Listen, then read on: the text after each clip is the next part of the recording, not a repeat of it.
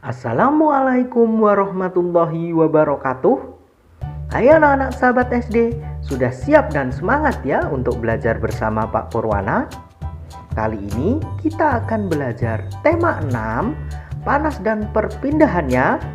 Subtema yang ketiga, pengaruh kalor terhadap kehidupan, pembelajaran ke-1. Sebelum kita mulai pembelajarannya, mari kita berdoa terlebih dahulu.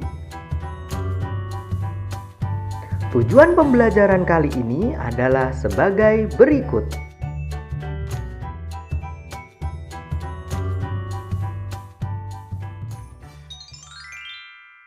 Anak-anak sahabat SD, masih ingatkah kamu mengenai perpindahan panas atau kalor dengan cara konduksi? Perpindahan panas dengan cara ini memerlukan zat perantara yang membantunya mengalirkan panas dari sumber panas ke benda yang lain. Ingatlah bahwa panas mengalir dari tempat yang panas menuju tempat yang lebih dingin. Ada perantara panas yang dapat menghantarkan panas dengan baik, ada yang tidak. Di sekitar kita terdapat banyak bahan yang dapat menghantarkan panas dengan baik, dan ada juga yang tidak menghantarkan panas dengan baik. Bacalah bacaan berikut ini dengan seksama. Sumber bacaan berikut ini berasal dari buku elektronik, yaitu buku yang dimuat secara digital. Untuk melihat isinya, diperlukan jaringan internet dan alat elektronik seperti telepon genggam atau komputer pribadi. Oleh karenanya, buku elektronik menjadi salah satu media elektronik yang juga sering digunakan oleh masyarakat modern. Bahan konduktor dan isolator. Di sekitarmu terdapat banyak benda dengan berbagai macam bahan. Pemilihan bahan didasarkan pada sifat yang dimiliki bahan tersebut. Misalnya, benda yang dapat menghantarkan panas dan benda yang tidak dapat menghantarkan panas. Ada benda yang mempunyai kemampuan menghantarkan panas dengan baik, ada pula benda yang tidak dapat menghantarkan panas. Bahan yang dapat menghantarkan panas dengan baik disebut dengan konduktor. Bahan yang tidak dapat menghantarkan panas disebut dengan isolator. Sedangkan ada bahan yang sedikit dapat menghantarkan panas yang disebut dengan bahan semikonduktor.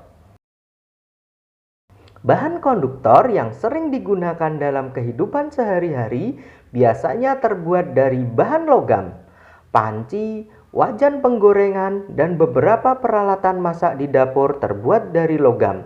Jenis logam yang paling sering digunakan untuk membuat alat-alat tersebut antara lain besi, aluminium, dan tembaga. Bahan yang tidak dapat menghantarkan panas disebut isolator. Beberapa bahan yang termasuk sebagai isolator antara lain adalah kayu, kain, dan plastik. Penggunaan bahan-bahan ini banyak sekali dijumpai di sekitar kita.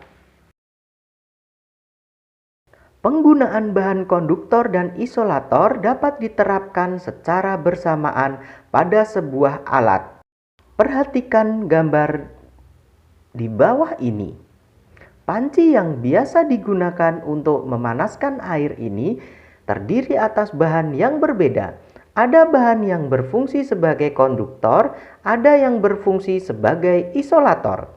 Pada gambar tersebut, terlihat bahwa penggunaan bahan isolator berguna untuk mencegah panas dari sumber panas mengalir ke pengguna panci. Aliran panas berhenti pada bahan isolator karena bahan tersebut tidak dapat mengalirkan panas secara konduksi dari sumber panas. Sehingga penggunaan bahan isolator terutama untuk melindungi pemakai alat agar tidak kepanasan dan dapat menggunakan alat tersebut sebagaimana mestinya.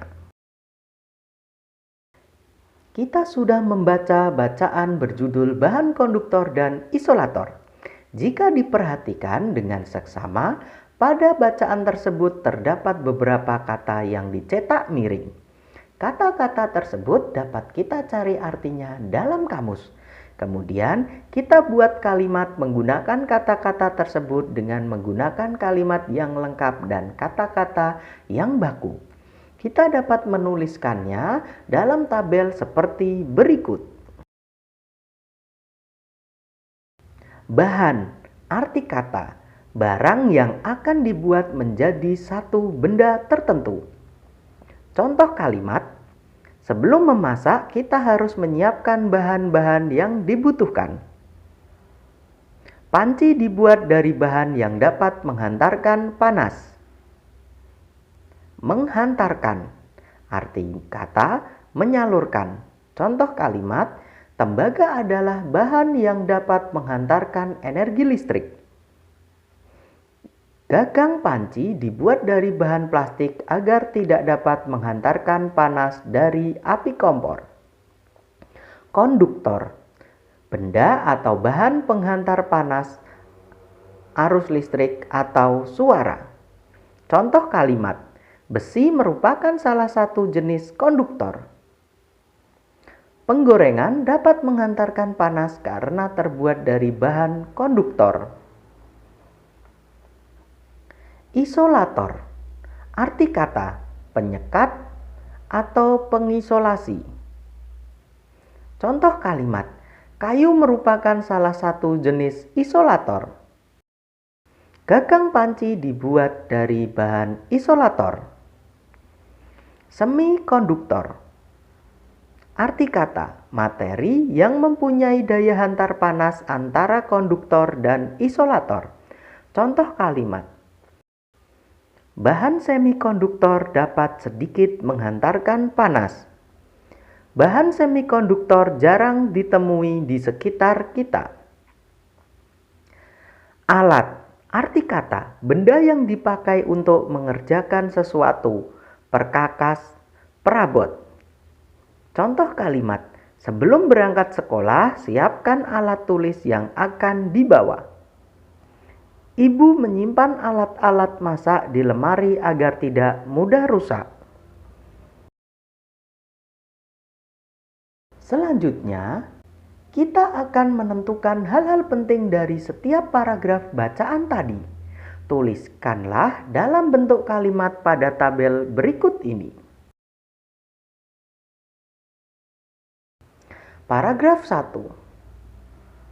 Hal penting, di sekitar kita terdapat banyak benda dengan berbagai macam bahan. Pemilihan bahan didasarkan pada sifat yang dimiliki bahan tersebut. Bahan yang dapat menghantarkan panas dengan baik disebut dengan konduktor.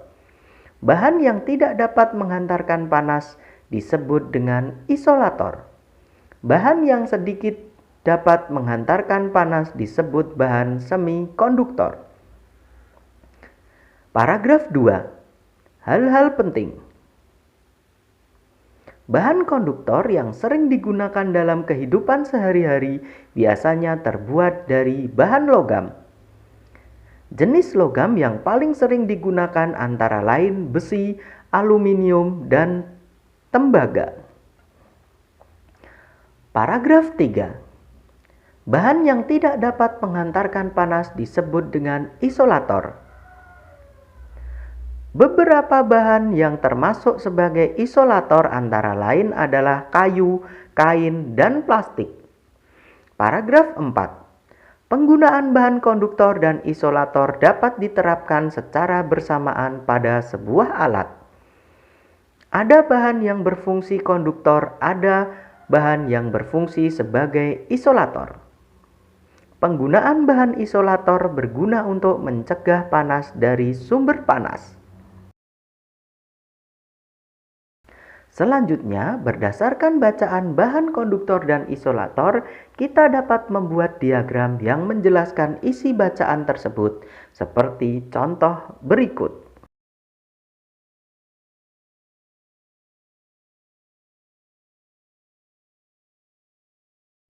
Anak-anak sahabat SD, berdasarkan bacaan bahan konduktor dan isolator tadi, kamu tahu bahwa banyak benda di sekitar kita yang memiliki kemampuan menghantarkan panas yang berbeda. Cara untuk mengetahui kemampuan menghantar sebuah benda? Berikut ini adalah kegiatan yang dapat kamu lakukan untuk menyelidiki kemampuan menghantarkan panas pada bahan yang berbeda-beda. Mari kita lakukan kegiatan percobaan berikut ini. Menyelidiki daya hantar panas pada benda, alat dan bahan. Batang besi yang panjangnya lebih kurang 50 cm. Batang tembaga panjang lebih kurang 50 cm. Sumpit bambu yang ujungnya diikat dengan karet gelang. Sumpit dari bahan plastik, ujungnya diikat dengan karet gelang. Bahan kain untuk memegang benda panas. Lilin dan korek api. Langkah-langkah kegiatan. Bakarlah besi di atas lilin yang telah dinyalakan dengan korek api. Peganglah ujung besi dengan tanganmu. Bila kamu telah merasakan panas, segera pindahkan besi dari nyala api. Selanjutnya, peganglah batang besi dengan menggunakan sumpit bambu. Kemudian, letakkan kembali ujung besi di atas nyala lilin. Apa yang kamu rasakan? Catatlah mengapa demikian. Selanjutnya, ambil dan letakkan batang tembaga di atas nyala lilin. Bila terasa panas, pindahkan dari nyala api. Selanjutnya, lapisilah tembaga dengan kayu pada bagian ujung yang kamu pegang. Selanjutnya, letakkan kembali batang tembaga di atas nyala lilin. Apakah yang kamu rasakan dan mengapa demikian? Selanjutnya, lakukanlah kegiatan yang sama. Kali ini ganti dengan sumpit bambu dengan sumpit berbahan plastik. Catat apa yang kamu lihat dan rasakan. Selanjutnya, ganti sumpit berbahan plastik dengan bahan kain yang biasa digunakan untuk memegang benda panas di dapur. Untuk memegang besi dan tembaga yang telah dipanaskan di atas api lilin. Catat apa yang kamu lihat dan rasakan. Apa yang terjadi pada percobaan tersebut? Hasil percobaan. Saat memegang ujung batang besi maupun batang tembaga menggunakan tangan secara langsung, tangan kita merasakan panas. Sebaliknya, tangan kita tidak merasakan panas saat memegangnya menggunakan sumpit bambu, sumpit plastik, dan lapisan kain. Kesimpulan percobaan. Batang besi dan tembaga merupakan bahan konduktor sehingga dapat menghantarkan panas. Sementara bambu, plastik, dan kain merupakan bahan isolator sehingga tidak dapat menghantarkan panas.